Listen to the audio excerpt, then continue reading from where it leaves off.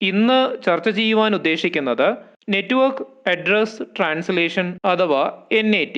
എങ്ങനെയാണ് network address translation function ചെയ്യുന്നത് എന്നും വ്യത്യസ്ത രീതിയിലുള്ള നെറ്റ്വർക്ക് ട്രാൻസ്ലേഷൻ മോഡുകൾ എന്തൊക്കെയാണ് എന്നും ഇവ ഓരോന്നും എങ്ങനെയാണ് ഫംഗ്ഷൻ ചെയ്യുന്നത് എന്നുമാണ് ഇന്ന് ഈ സെഷനിലൂടെ ചർച്ച ചെയ്യുവാൻ ഉദ്ദേശിക്കുന്നത്. ഇന്റർനെറ്റുമായി നേരിട്ട് ബന്ധപ്പെട്ട് ഫംഗ്ഷൻ ചെയ്യുന്ന എല്ലാ കമ്മ്യൂണിക്കേറ്റിംഗ് ഡിവൈസുകൾക്കും ഒരു യുണീക്ക് പബ്ലിക് IP ഉണ്ടായിരിക്കണം എന്നത് നിർബന്ധമാണ്. ഇവിടെ യുണീക്ക് എന്നതുകൊണ്ട് ഉദ്ദേശിക്കുന്നത് ഒരു IP ഒരു കമ്മ്യൂണിക്കേറ്റിംഗ് ഡിവൈസിന് അസൈൻ ചെയ്താൽ മറ്റൊരു കമ്മ്യൂണിക്കേറ്റിംഗ് ഡിവൈസിന് ഈ IP ഉപയോഗിക്കുവാൻ കഴിയില്ല എന്നതാണ്. ഒരേ ഒരു ഡിവൈസിന് മാത്രമേ ഈ IPയെ പ്രയോജനപ്പെടുത്താനാവൂ എന്നാണ് ഇവിടെ ഉദ്ദേശിച്ചത്. അതായത് ഗ്ലോബലി യുണീക്ക് ആയിരിക്കണം. ലോകത്താകമാനം ഉപയോഗിക്കുന്ന കമ്മ്യൂണിക്കേറ്റിംഗ് ഡിവൈസുകൾക്ക് ഒരു യുണീക്ക് പബ്ലിക് IP നൽകുക എന്നത് പ്രായോഗികമായ കാര്യമല്ല. കാരണം ഒരു ദിവസം തന്നെ പുറത്തിറങ്ങുന്ന ഇന്റർനെറ്റ് ഓറിയന്റഡ് ആയ കമ്മ്യൂണിക്കേറ്റിംഗ് ഡിവൈസുകളുടെ എണ്ണം എന്ന് പറയുന്നത് വളരെ കൂടുതലാണ്. അപ്പോൾ ഇന്ന് നിലവിൽ മില്യൺ അല്ലെങ്കിൽ ട്രില്യൺ കണക്കിന് കമ്മ്യൂണിക്കേറ്റിംഗ് ഡിവൈസുകൾ ഇന്റർനെറ്റുമായി ബന്ധപ്പെട്ട് ഫംഗ്ഷൻ ചെയ്യുന്നുണ്ട്. ഇവയ്ക്കെല്ലാം ഓരോ IPകൾ നൽകുക എന്നത് പ്രായോഗികമായ കാര്യമല്ല എന്നാണ് പറഞ്ഞത്. ഇതിനുള്ള കാരണം IPv4ന്റെ ഭാഗമായി വരുന്ന മൊത്തം IPകളുടെ എണ്ണത്തെക്കാളിലും കൂടുതലാണ് ഇന്ന് ലോകത്താകമാനം ഉപയോഗിക്കുന്ന കമ്മ്യൂണിക്കേറ്റിംഗ് ഡിവൈസുകളുടെ എണ്ണം എന്ന് പറയുന്നത്. ആയതിനാൽ തന്നെ ഓരോ കമ്മ്യൂണിക്കേറ്റിംഗ് ഡിവൈസുകൾക്കും ഓരോ സ്റ്റാറ്റിക് IP നൽകുക എന്നത് പ്രായോഗികമായി ബുദ്ധിമുട്ടുള്ള കാര്യമാണ് എന്നാണ് ഇവിടെ സൂചിപ്പിച്ചത്. ഇതിന് ഒരു പരിഹാരം എന്ന നിലയ്ക്കാണ് നെറ്റ്വർക്ക് അഡ്രസ് ട്രാൻസ്ലേഷൻ ഉപയോഗിക്കുന്നത്. എങ്ങനെയാണ് നെറ്റ്വർക്ക് അഡ്രസ് ട്രാൻസ്ലേഷൻ ഫംഗ്ഷൻ ചെയ്യുന്നത് എന്ന് അല്പസമയത്തിനു ശേഷം ഡിസ്കസ് ചെയ്യാം. സൂചിപ്പിച്ചുവല്ലോ, ഇന്റർനെറ്റുമായി ബന്ധപ്പെട്ട് ഫംഗ്ഷൻ ചെയ്യണമെങ്കിൽ ഒരു പബ്ലിക് IP വേണമെന്ന്. എന്നാൽ പ്രൈവറ്റ് നെറ്റ്വർക്കിലെ സ്ഥിതി ഇങ്ങനെയല്ല. പ്രൈവറ്റ് നെറ്റ്വർക്കിൽ പബ്ലിക് IPക്ക് പകരം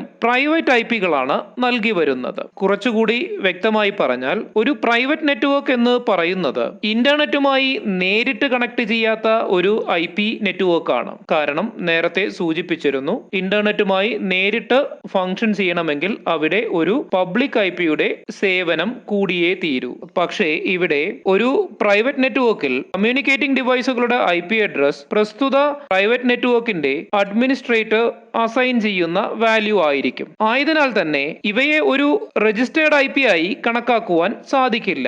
മാത്രമല്ല ഒരിക്കലും ഇവ ഗ്ലോബലി യുണീക്ക് ആയിരിക്കണമെന്ന് യാതൊരു നിർബന്ധവുമില്ല.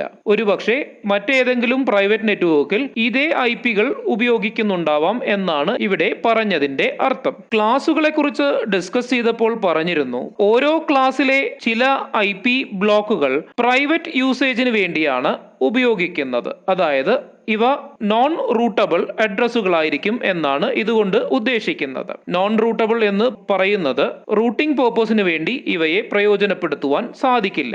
അങ്ങനെ പ്രയോജനപ്പെടുത്തണമെങ്കിൽ നെറ്റ്വർക്ക് അഡ്രസ് ട്രാൻസ്ലേഷൻ കൂടിയേ തീരൂ എന്നാണ് ഇവിടെ അർത്ഥമാക്കുന്നത്. ക്ലാസ് Aയിൽ പ്രൈവറ്റ് അഡ്രസ്സിങ്ങിന് വേണ്ടി റിസർവ് ചെയ്തിരിക്കുന്ന ബ്ലോക്കാണ് 10.0.0.0.0/8 എന്നത്. അതുപോലെ ക്ലാസ് Bയിൽ റിസർവ് ചെയ്തിരിക്കുന്ന ബ്ലോക്കുകളാണ് 172.16.0.0/16 to 172.31.0.0/16 എന്ന ഇത്രയും ബ്ലോക്കുകൾ. അതുപോലെ തന്നെയാണ് ക്ലാസ് Cയിലും പ്രൈവറ്റ് അഡ്രസ്സിങ്ങിന് വേണ്ടി ചില ബ്ലോക്കുകളെ ഡിഫൈൻ ചെയ്തിട്ടുണ്ട്. അവ ഇനി പറയുന്നവയാണ്: 192.168.0.0/24 മുതൽ 192.168.255.0/24. ഈ പറഞ്ഞവയാണ് പ്രൈവറ്റ് നെറ്റ്വർക്ക് അഡ്രസ്സിങ്ങിന് വേണ്ടി ഓരോ ക്ലാസുകളിലും പ്രയോജനപ്പെടുത്തുന്ന ബ്ലോക്കുകൾ. ഇനി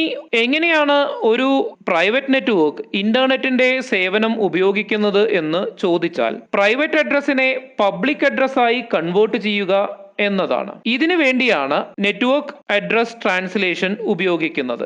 വളരെ ചുരുക്കി പറഞ്ഞാൽ, പ്രൈവറ്റ് അഡ്രസ് ഉള്ള ഒരു കമ്മ്യൂണിക്കേറ്റിംഗ് ഡിവൈസ് ഇന്റർനെറ്റുമായി ബന്ധപ്പെട്ട് ഫംഗ്ഷൻ ചെയ്യണമെങ്കിൽ ഈ കമ്മ്യൂണിക്കേറ്റിംഗ് ഡിവൈസിലുള്ള പ്രൈവറ്റ് അഡ്രസ്സിനെ പബ്ലിക് അഡ്രസ്സുമായി മാപ്പ് ചെയ്യണം എന്നാണ് ഉദ്ദേശിച്ചത്. ഇവിടെ ഈ ചിത്രത്തിൽ കാണിച്ചിരിക്കുന്നത് പ്രൈവറ്റ് നെറ്റ്വർക്കുകളാണ്. ഇവിടെ രണ്ട് പ്രൈവറ്റ് നെറ്റ്വർക്കുകളെ കാണിച്ചിരിക്കുന്നു. ഒന്ന് പ്രൈവറ്റ് നെറ്റ്വർക്ക് 1, രണ്ട് പ്രൈവറ്റ് നെറ്റ്വർക്ക് 2. പ്രൈവറ്റ് നെറ്റ്വർക്ക് 1ലെ ഓരോ ഡിവൈസുകൾക്കും IP അഡ്രസ് അസൈൻ ചെയ്തു കൊടുത്തിട്ടുണ്ട്. ഉദാഹരണത്തിന് 10.0.1.2 മുതൽ 10.0.1.29 വരെ. അതുപോലെ തന്നെ പ്രൈവറ്റ് നെറ്റ്വർക്ക് 2വിലെ ഡിവൈസുകൾക്കും IP അഡ്രസ് അസൈൻ ചെയ്തിട്ടുണ്ട്. ഇവയും തുടങ്ങുന്നത് ശ്രദ്ധിച്ചാൽ കാണാം 10.0.1.2 മുതൽ 10.0.1.29 വരെ ആകുന്നു. ഇവിടെ രണ്ട് നെറ്റ്വർക്കുകളിലും ഒരേ IP-കൾ തന്നെയാണ്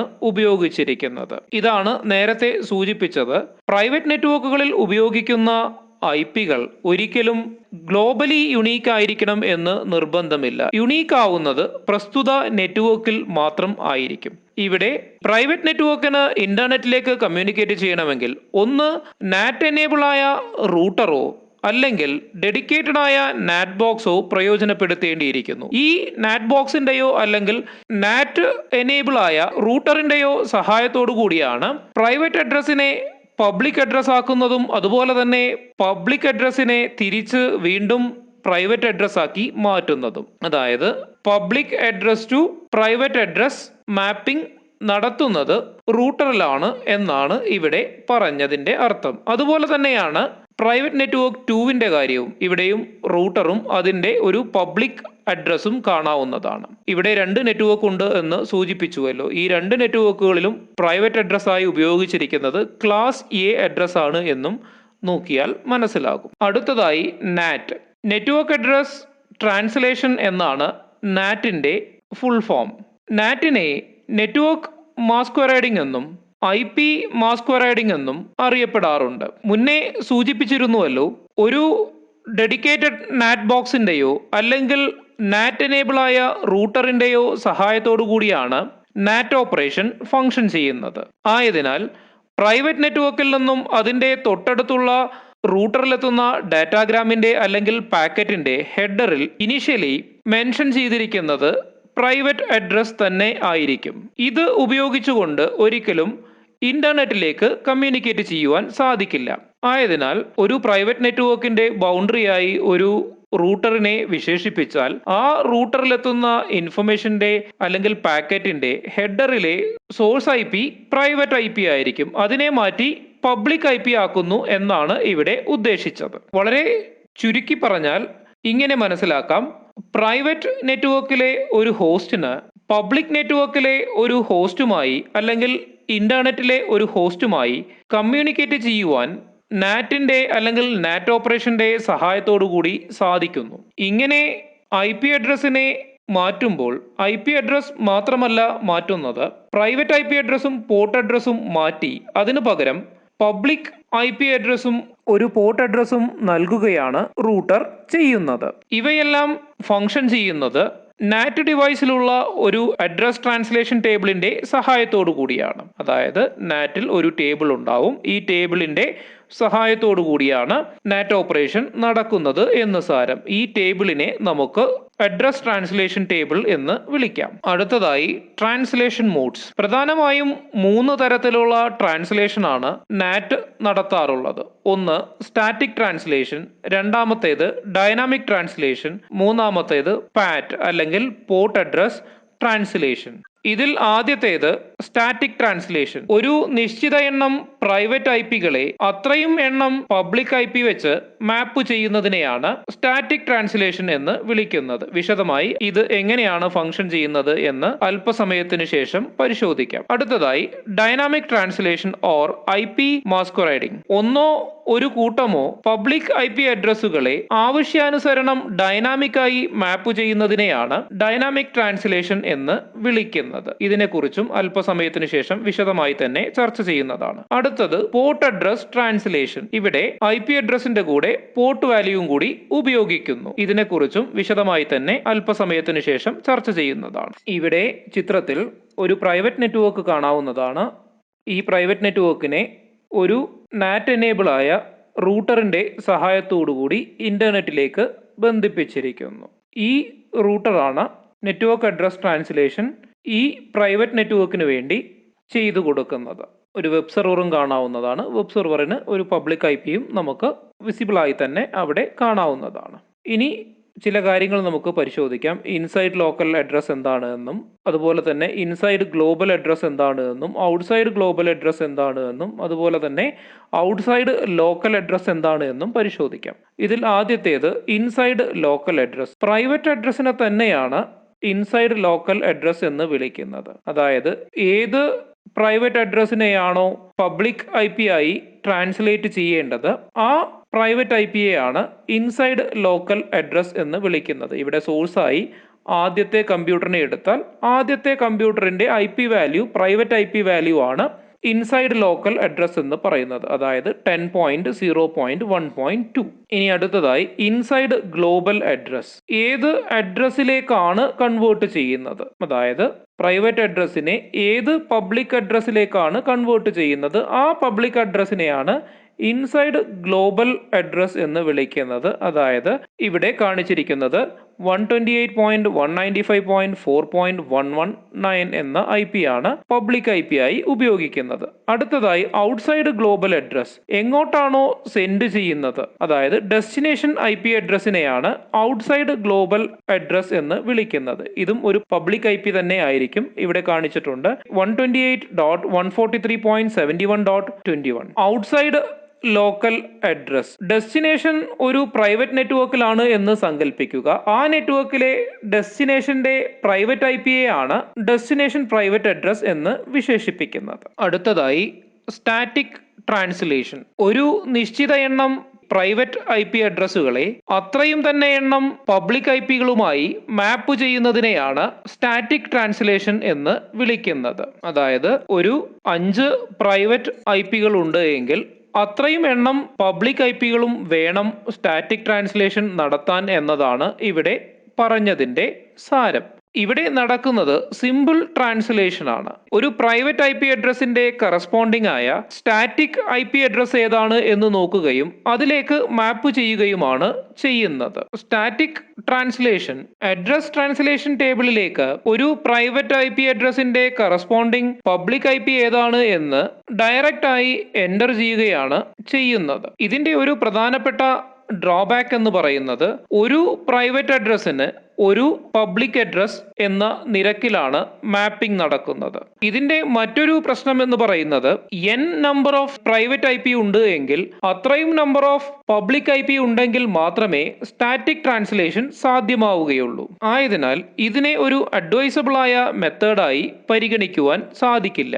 കാരണം ആദ്യമേ സൂചിപ്പിച്ചിരുന്നു, IPv4-ലെ IP അഡ്രസ്സുകളുടെ എണ്ണം എന്ന് പറയുന്നത് വളരെ കുറവാണ്. ആയതിനാൽ തന്നെ റിക്വയർമെന്റിനെ മീറ്റ് ചെയ്യുവാൻ സാധിക്കില്ല എന്ന് സാരം. ഇനി സ്റ്റാറ്റിക് ട്രാൻസ്ലേഷൻ എങ്ങനെയാണ് ഫംഗ്ഷൻ ചെയ്യുന്നത് എന്ന് ഒരു അനിമേഷന്റെ സഹായത്തോടു കൂടി പരിശോധിക്കാം. നേരത്തെ കാണിച്ച അതേ നെറ്റ്വർക്ക് തന്നെയാണ് ഇപ്പോഴും ഇവിടെ കാണിച്ചിരിക്കുന്നത്. പറഞ്ഞുവല്ലോ, റൂട്ടറിൽ ഒരു റൂട്ടിംഗ് ടേബിൾ ഉണ്ടാവും. ഈ റൂട്ടിംഗ് ടേബിളിൽ 2 എലമെന്റുകൾ ഉണ്ട് എന്ന് സങ്കല്പിക്കുക.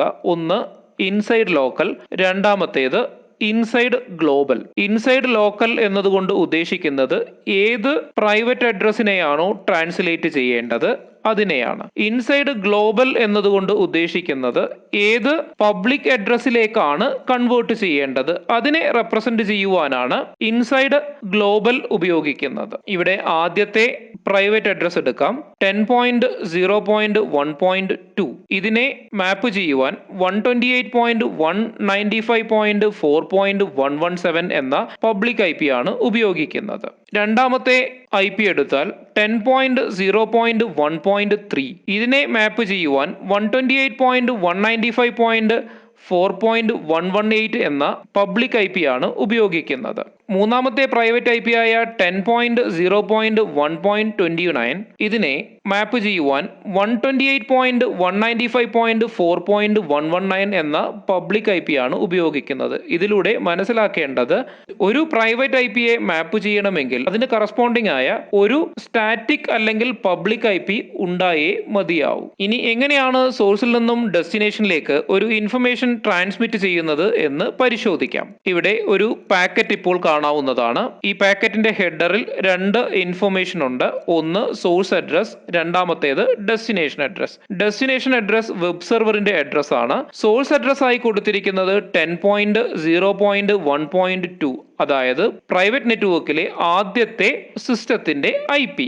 ഡാറ്റാഗ്രാമിനെ അല്ലെങ്കിൽ പാക്കറ്റിനെ തൊട്ടടുത്തുള്ള നാറ്റ് എനേബിൾഡ് ആയ റൂട്ടറിലേക്ക് സെൻഡ് ചെയ്യുന്നു. റൂട്ടറിലെത്തിയ പാക്കറ്റിന്റെ ഹെഡറിൽ സോഴ്സ് അഡ്രസ് ആയി ഇപ്പോഴും കൊടുത്തിരിക്കുന്നത് പ്രൈവറ്റ് അഡ്രസ് തന്നെയാണ്, 10.0.1.2.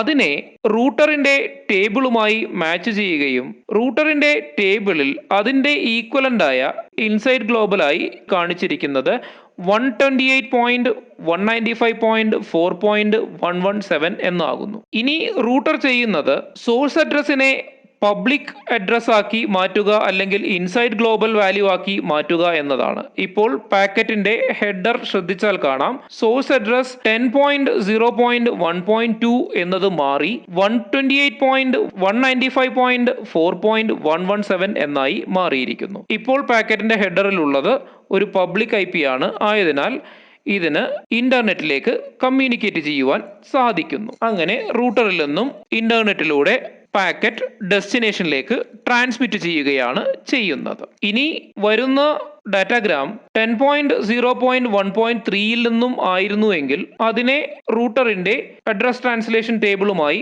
മാച്ച് ചെയ്യുകയും ഇൻസൈഡ് ലോക്കലിന്റെ കറസ്പോണ്ടിങ് ആയ ഇൻസൈഡ് ഗ്ലോബൽ കണ്ടുപിടിക്കുകയും 10.0.1.3യുടെ കറസ്പോണ്ടിങ് ഇൻസൈഡ് ഗ്ലോബൽ എന്ന് പറയുന്നത് 128.195.4.118 ആകുന്നു. ആയതിനാൽ ഹെഡർ ഇൻഫർമേഷനിൽ മാറ്റങ്ങൾ വരുത്തുകയും അതിന്റെ കറസ്പോണ്ടിങ് ആയ ഡെസ്റ്റിനേഷനിലേക്ക് സെൻഡ് ചെയ്യുകയുമാണ് റൂട്ടർ ചെയ്യുന്നത്. ഇങ്ങനെയാണ് സ്റ്റാറ്റിക് ട്രാൻസ്ലേഷൻ നടക്കുന്നത്. വീണ്ടും ഒന്നുകൂടി സൂചിപ്പിക്കുന്നു, ഒരു പ്രൈവറ്റ് ഐ പിക്ക് ഒരു പബ്ലിക് ഐ പി എന്ന നിരക്കിലാണ് ഇവിടെ ട്രാൻസ്ലേഷൻ ടേബിളിൽ എൻട്രി വരുന്നത്.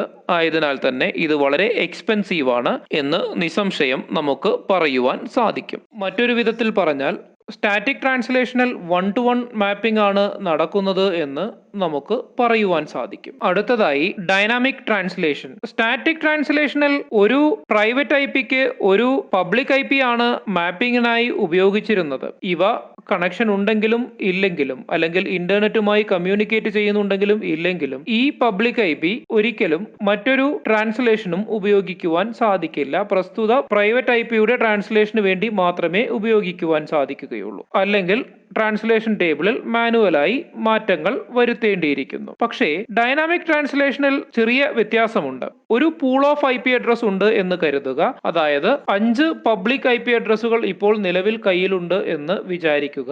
n number of private I P അഡ്രസ്സുകളും ഒരു പ്രൈവറ്റ് നെറ്റ്വർക്കിന്റെ ഭാഗമായി ഉണ്ട് എന്നും സങ്കല്പിക്കുക. ഇവയിൽ ഏതെങ്കിലും ഒരു private I P public I പിക്ക് വേണ്ടിയുള്ള റിക്വസ്റ്റ് ചെയ്യുമ്പോൾ പൂൾ ഓഫ് ഐ പി അഡ്രസ്സിൽ ഏതെങ്കിലും ഫ്രീ ആണ് എങ്കിൽ ആ ഫ്രീ ആയ ഐ പി അഡ്രസ്സിനെയാണ് ഇന്റർനെറ്റിലേക്ക് കണക്ഷൻ ആവശ്യമുള്ളപ്പോൾ അലോക്കേറ്റ് ചെയ്തു നൽകുന്നത്. ഇങ്ങനെ അറ്റ് എ ടൈം പൂളിൽ എത്ര സ്റ്റാറ്റിക് ഐ പി ഉണ്ടോ അത്രയും പ്രൈവറ്റ് ഐ പികളെ മാപ്പ് ചെയ്യുവാൻ സാധിക്കും. ഉദാഹരണത്തിന് നമ്മുടെ കയ്യിലുള്ളത് 5 എണ്ണമാണ് എന്ന് സൂചിപ്പിച്ചുവല്ലോ. ആയതിനാൽ at a time 5 private I പികളെ മാപ്പ് ചെയ്യുവാൻ സാധിക്കും എന്നാണ് ഇവിടെ പറഞ്ഞത്. മാപ്പിംഗ് നടന്നു കഴിഞ്ഞ ഏതെങ്കിലും ഒരു ഐ പി ഇന്റർനെറ്റിലേക്കുള്ള കണക്ഷന്റെ ആവശ്യം കഴിയുമ്പോൾ ആ സ്റ്റാറ്റിക് ഐ പിയെ അല്ലെങ്കിൽ പബ്ലിക് ഐ പിയെ റിലീസ് ചെയ്യുകയുമാണ് ചെയ്യുന്നത്. ഒരിക്കലും പെർമനന്റ് ആയിരിക്കില്ല മാപ്പിംഗ്, പകരം ഡൈനാമിക് ആയിരിക്കും. പൂളിൽ ഐ പി ഫ്രീ ഉണ്ട് എങ്കിൽ മറ്റുള്ള പ്രൈവറ്റ് ഐ പികളുടെ മാപ്പിംഗിന് വേണ്ടി ഉപയോഗിക്കാവുന്നതാണ് എന്നാണ് ഇവിടെ അർത്ഥമാക്കുന്നത്. വളരെ ചുരുക്കി പറഞ്ഞാൽ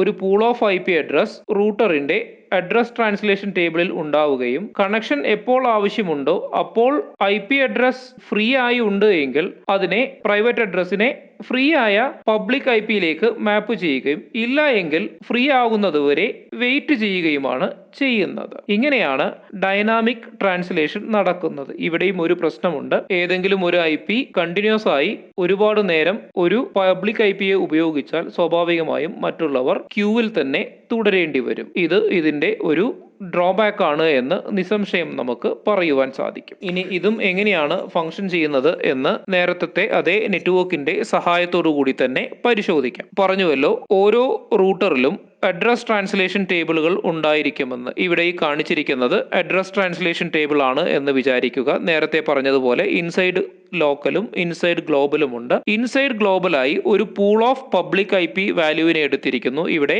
3 പബ്ലിക് IP വാല്യൂ ആണ് എടുത്തിരിക്കുന്നത്. 128.195.4.117, 128.195.4.118, 128.195.4.119.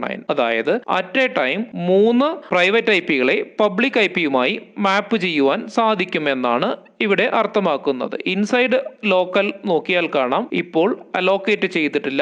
ആവശ്യം വരുമ്പോഴാണ് അലോക്കേറ്റ് ചെയ്യുന്നത്, ആവശ്യം കഴിയുമ്പോൾ റിലീസ് ചെയ്യുകയുമാണ് ചെയ്യുന്നത്. ഇങ്ങനെയാണ് ഇതിന്റെ ഡൈനാമിക് സ്വഭാവം നിലനിർത്തുന്നത്. ഇനി ഒരു പാക്കറ്റ് എടുക്കാം. പാക്കറ്റിന്റെ ഹെഡറിൽ നേരത്തെ പറഞ്ഞതുപോലെ തന്നെ 2 ഇൻഫർമേഷൻ കാണാവുന്നതാണ്. ഒന്ന് സോഴ്സ് അഡ്രസ്, രണ്ടാമത്തേത് ഡെസ്റ്റിനേഷൻ അഡ്രസ്. സോഴ്സ് അഡ്രസ് ആയി കൊടുത്തിരിക്കുന്നത് ഒരു പ്രൈവറ്റ് അഡ്രസ് ആയതിനാൽ ഇന്റർനെറ്റിലേക്ക് ആക്സസ് ലഭിക്കണമെങ്കിൽ ഇതിനെ ട്രാൻസ്ലേറ്റ് ചെയ്യേണ്ടിയിരിക്കുന്നു. ആയതിനാൽ സോഴ്സിൽ നിന്നും ഡാറ്റാഗ്രാമിനെ തൊട്ടടുത്തുള്ള റൂട്ടറിലേക്ക് ട്രാൻസ്മിറ്റ് ചെയ്യുകയും ട്രാൻസ്മിറ്റ് ചെയ്ത് റൂട്ടറിലെത്തിയ പാക്കറ്റ് ഏതെങ്കിലും ഒരു ഇൻസൈഡ് ഗ്ലോബൽ വാല്യൂ അൺഅലോക്കേറ്റഡ് ആയി ഉണ്ടോ എന്ന് പരിശോധിക്കുന്നു. ഇപ്പോൾ ഇനീഷ്യൽ ആയതുകൊണ്ട് 3 IP വാല്യൂകളും ഉപയോഗിച്ചിട്ടില്ല. ആയതിനാൽ ആദ്യത്തെ വാല്യൂവിനെ തന്നെ മാപ്പിങ്ങിന് വേണ്ടി തിരഞ്ഞെടുക്കുന്നു. ഇവിടെ 10.0.1.2 വേണ്ടി തിരഞ്ഞെടുത്തിരിക്കുന്നത് 128.195.4.117 ആകുന്നു. ഇനി പാക്കറ്റ് ഹെഡറിൽ ആവശ്യമായ മാറ്റങ്ങൾ വരുത്തുകയും, അതായത് സോഴ്സ് അഡ്രസ്സിനെ മാറ്റി 128.195.4.117 എന്നാക്കുകയും പാക്കറ്റിനെ ഡെസ്റ്റിനേഷനിലേക്ക് ട്രാൻസ്മിറ്റ് ചെയ്യുകയുമാണ് ചെയ്യുന്നത്. ഇതുപോലെ തന്നെ പാക്കറ്റ് വരുന്നത് 10.0.1.5 നിന്നുമാണ് എങ്കിൽ വീണ്ടും നോക്കുന്നു ഏതെങ്കിലും അൺഅലോക്കേറ്റഡ് ആയ ഇൻസൈഡ് ഗ്ലോബൽ വാല്യൂ ഉണ്ടോ എന്ന്. 2 വാല്യൂകൾ അൺഅലോക്കേറ്റഡ് ആണ്. ആയതിനാൽ സെക്കൻഡ് IP വാല്യൂ ആയ 128.195.4.118 മാപ്പിങ്ങിന് വേണ്ടി എടുക്കുന്നു. ആദ്യത്തേത് എടുക്കുവാൻ കഴിയില്ല, കാരണം 10.0.1.2 ഉപയോഗിച്ചു കൊണ്ടിരിക്കുകയാണ്. അതുപോലെ തന്നെയാണ് മറ്റൊരു പ്രൈവറ്റ് IP-യിൽ നിന്നും മാപ്പിങ്ങിന് വേണ്ടി റിക്വസ്റ്റ് വരുമ്പോൾ വീണ്ടും ചെക്ക് ചെയ്യുന്നു. ഇവിടെ പ്രൈവറ്റ് വാല്യൂ ആയി കൊടുത്തിരിക്കുന്നത് 10.0.1.12 ആണ്. ഫ്രീ ആയ IP വാല്യൂകൾ ഉണ്ടോ എന്ന് നോക്കുന്നു. മൂന്നാമത്തെ IP വാല്യൂ ഫ്രീ ആണ്. ആയതിനാൽ 128.195.4.119 ഇതിന്റെ മാപ്പിങ്ങിന് വേണ്ടി എടുക്കുന്നു. ഇനിയാണ് ശ്രദ്ധിക്കേണ്ടത്, ഇനി ഒരു റിക്വസ്റ്റ് വരികയാണ് എങ്കിൽ തൽക്കാലം IP അഡ്രസ്സുകൾ ഫ്രീ ആയില്ല. ഏതെങ്കിലും ഒരാളുടെ കമ്മ്യൂണിക്കേഷൻ കഴിയുന്നതുവരെ ആർക്കാണോ മാപ്പിംഗ് ആവശ്യമുള്ളത് ആ IP വാല്യൂ ക്യൂവിൽ വെയിറ്റ് ചെയ്യേണ്ടതായി വരുന്നു. ഇത് ഇതിന്റെ ഒരു ഡ്രോബാക്ക് ആയി തന്നെ നമുക്ക് വിശേഷിപ്പിക്കാവുന്നതാണ്. ഇങ്ങനെയാണ് ഡൈനാമിക് ട്രാൻസ്ലേഷൻ നടക്കുന്നത്. ഇത് സ്റ്റാറ്റിക് ട്രാൻസ്ലേഷനെ വെച്ച് നോക്കുമ്പോൾ എത്രയോ ഭേദമാണ്. സ്റ്റാറ്റിക് ട്രാൻസ്ലേഷനിൽ ഒരാൾക്ക് മാത്രമേ ഒരു IP ഉപയോഗിക്കുവാൻ സാധിക്കുന്നുള്ളൂ എങ്കിൽ ഇവിടെ കണക്ഷൻ ആവശ്യമുള്ളപ്പോൾ ഉപയോഗിക്കുകയും ആവശ്യം കഴിയുമ്പോൾ IP-യെ റിലീസ് ചെയ്യുകയും റിലീസ് ചെയ്ത IP-യെ മറ്റൊരു മാപ്പിംഗ് പർപ്പസിന് വേണ്ടി ഉപയോഗിക്കുവാനും സാധിക്കുന്നു എന്നുള്ളത് ഇതിന്റെ ഒരു പ്രത്യേകതയാണ്. എന്നിരുന്നാലും ഇതിനും ഒരുപാട് ഡ്രോബാക്കുകളുണ്ട് എന്ന് നിസ്സംശയം പറയാം. അതുകൊണ്ടാണ് പാറ്റ് പോലുള്ള ട്രാൻസ്ലേഷൻ മെത്തേഡുകളിലേക്ക് പോകുന്നത്. അടുത്തതായി പാറ്റ് ട്രാൻസ്ലേഷൻ. പാറ്റ് ട്രാൻസ്ലേഷനെ പോർട്ട് അഡ്രസ് ട്രാൻസ്ലേഷൻ എന്നും വിളിക്കാറുണ്ട്. നേരത്തെ ഒരു പൂൾ ഓഫ് IP അഡ്രസ്സുകളാണ് ഒരു ഗ്രൂപ്പ് ഓഫ് പ്രൈവറ്റ് IP-കളുടെ മാപ്പിങ്ങിന് വേണ്ടി ഉപയോഗിച്ചിരുന്നത് എങ്കിൽ ഇവിടെ ഒരു പബ്ലിക് IP ആണ് ഒരു കൂട്ടം പ്രൈവറ്റ് IP-കളുടെ മാപ്പിങ്ങിന് വേണ്ടി പ്രയോജനപ്പെടുത്തുന്നത്. ചുരുക്കി പറഞ്ഞാൽ ഒരു പബ്ലിക് IP കൊണ്ട് തന്നെ അറ്റ് എ ടൈം ഒരുപാട് പ്രൈവറ്റ് IP-കളുടെ മാപ്പിംഗ് സാധ്യമാകുന്നു എന്നതാണ് ഇതിന്റെ ഏറ്റവും വലിയ പ്രത്യേകത. ഇതിനുവേണ്ടി IP അഡ്രസ്സിന്റെ കൂടെ പോർട്ട് വാല്യൂവും കൂടി പ്രയോജനപ്പെടുത്തുന്നു. IP വാല്യൂ കോമൺ ആണ് എങ്കിലും പോർട്ട് വാല്യൂവിൽ വ്യത്യാസം വരുന്നതായി കാണാം. എങ്ങനെയാണ് ഇത് ഫംഗ്ഷൻ ചെയ്യുന്നത് എന്ന് ഒരു ചിത്രത്തിന്റെ സഹായത്തോടു കൂടി പരിശോധിക്കാം. നേരത്തെ കാണിച്ച അതേ എക്സാമ്പിൾ തന്നെയാണ് ഇവിടെയും ഡെമോൺസ്ട്രേഷന് വേണ്ടി എടുത്തിരിക്കുന്നത്. ഇവിടെയും ഇവിടെയും നെറ്റ്വർക്ക് അഡ്രസ് ട്രാൻസ്ലേഷൻ റൂട്ടർ ഉപയോഗിക്കുന്നുണ്ട്.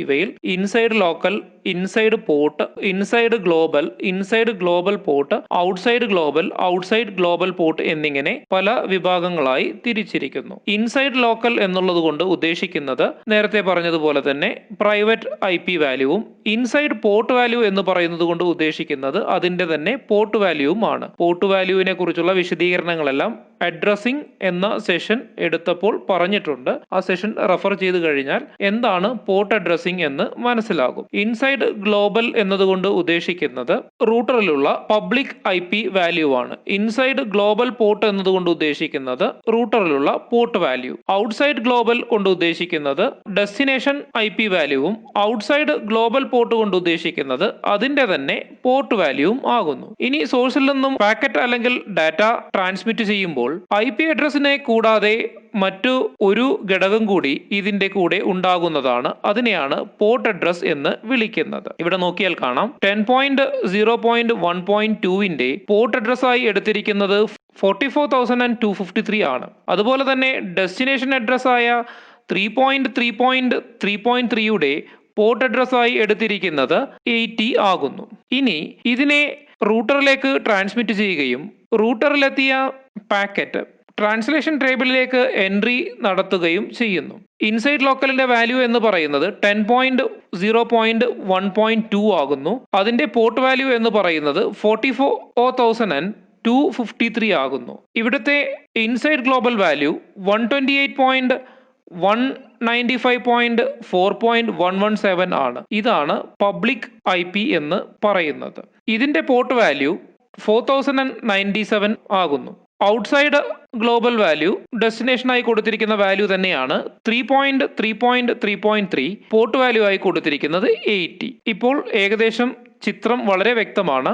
പാക്കറ്റ് ഹെഡറിന്റെ സോഴ്സ് ഇൻഫർമേഷൻ ആയ രണ്ട് കാര്യങ്ങൾ ഇവിടെ കാണാവുന്നതാണ്. ഒന്ന് അതിന്റെ IP വാല്യൂവും, രണ്ടാമത്തേത് അതിന്റെ പോർട്ട് വാല്യൂവും. ഇതിനെ രണ്ടിനെയും മാറ്റി ഇൻസൈഡ് ഗ്ലോബൽ IP അഡ്രസ്സും ഇൻസൈഡ് ഗ്ലോബൽ പോർട്ട് അഡ്രസ്സും നൽകുന്നു. 128.195.4.117, 4097 എന്നീ പോർട്ട് വാല്യൂ നൽകുന്നു. ഈ പെയർ മാറ്റുന്നതോടുകൂടി മാപ്പിംഗ് കഴിയുകയും ഡാറ്റാഗ്രാമിനെ റൂട്ടറിൽ നിന്നും ഡെസ്റ്റിനേഷനിലേക്ക് ട്രാൻസ്മിറ്റ് ചെയ്യുകയുമാണ് ചെയ്യുന്നത്. ഇനി മറ്റൊരു ഉദാഹരണം എടുക്കാം. സോഴ്സ് വ്യത്യാസം വരുന്നു. 10.0.1.3 ആണ് എന്ന് കരുതുക. അതിന്റെ പോർട്ട് വാല്യൂ 54,253 ആണ് എന്നും കരുതുക. പാക്കറ്റ് റൂട്ടറിൽ എത്തുകയും റൂട്ടറിൽ എൻട്രി ക്രിയേറ്റ് ചെയ്യുകയുമാണ് ചെയ്യുന്നത്. ഇവിടെ നോക്കിയാൽ കാണാം ഇൻസൈഡ് ലോക്കൽ വാല്യൂ ആയി എടുത്തിരിക്കുന്നത് 10.0.1.3, അതിന്റെ പോർട്ട് വാല്യൂ ആയി എടുത്തിരിക്കുന്നത് 54,253. ഇവ രണ്ടും വന്ന പാക്കറ്റിൽ നിന്ന് തന്നെ മനസ്സിലാക്കാവുന്നതാണ്. ഇനി ഇതിന്റെ ഇൻസൈഡ് ഗ്ലോബൽ വാല്യൂ ആയി എടുക്കുന്നത് 128.195.4.117 ആണ്. ഇവിടെ നോക്കിയാൽ കാണാം ഒരേ IP വാല്യൂ തന്നെയാണ് രണ്ട് ട്രാൻസ്ലേഷന് വേണ്ടിയും ഉപയോഗിക്കുന്നത്. പക്ഷെ ചെറിയൊരു വ്യത്യാസമുണ്ട്. ഇൻസൈഡ് ഗ്ലോബൽ പോർട്ട് വാല്യൂ മാറുന്നു. ഇങ്ങനെയാണ് ഇവയെ യുണീക്കാക്കി മാറ്റുന്നത്. ഒരിക്കലും ഒരേ ഇൻസൈഡ് ഗ്ലോബൽ പോർട്ട് വാല്യൂ ഒരു IP അഡ്രസ്സിന് ഉണ്ടായിരിക്കില്ല എന്ന് മനസ്സിലാക്കുക. ഒരിക്കലും 40,099 128.195.4.117 ഒന്നിലധികം പ്രാവശ്യം ഉണ്ടാവില്ല എന്നതാണ് ഇവിടെ ഉദ്ദേശിച്ചത്. ഡെസ്റ്റിനേഷൻ ആയി കൊടുത്തിരിക്കുന്നത് 3.3.4 ആണ്. ഇന്റർനെറ്റിലുള്ള ഒരു വെബ് സെർവർ ആണ് എന്ന് നമുക്ക് അനുമാനിക്കാം. പോർട്ട് അഡ്രസ് ആയി കൊടുത്തിരിക്കുന്നത് 80. ഇനി പാക്കറ്റ് ഹെഡറിൽ പ്രൈവറ്റ് അഡ്രസ്സിനെ മാറ്റി പബ്ലിക് IP ആക്കി മാറ്റുകയും അതുപോലെ തന്നെ പോർട്ട് വാല്യൂ മാറ്റുകയും ചെയ്യുന്നു. പാക്കറ്റിനെ സോഴ്സിൽ നിന്നും ഡെസ്റ്റിനേഷനിലേക്ക് ട്രാൻസ്മിറ്റ് ചെയ്യുകയാണ് ചെയ്യുന്നത്. ഇവിടെ പ്രത്യേകം ശ്രദ്ധിക്കുക, ഒരേ പബ്ലിക് IP വാല്യൂ ആണ്, അതായത് ഇവിടെ ഇൻസൈഡ് ഗ്ലോബൽ വാല്യൂ ആണ് മാപ്പിങ്ങിന് വേണ്ടി ഉപയോഗിക്കുന്നത്. പക്ഷേ ഇൻസൈഡ് ഗ്ലോബൽ പോർട്ട് വാല്യൂ വ്യത്യസ്തമായിരിക്കും. ഇങ്ങനെ ഒരുപാട് പ്രൈവറ്റ് IP അഡ്രസ്സുകളെ ഒരു പബ്ലിക് IP കൊണ്ട് മാപ്പ് ചെയ്യുവാൻ കഴിയുന്നു എന്നുള്ളത് ഇതിന്റെ ഏറ്റവും വലിയ പ്രത്യേകതയാണ്.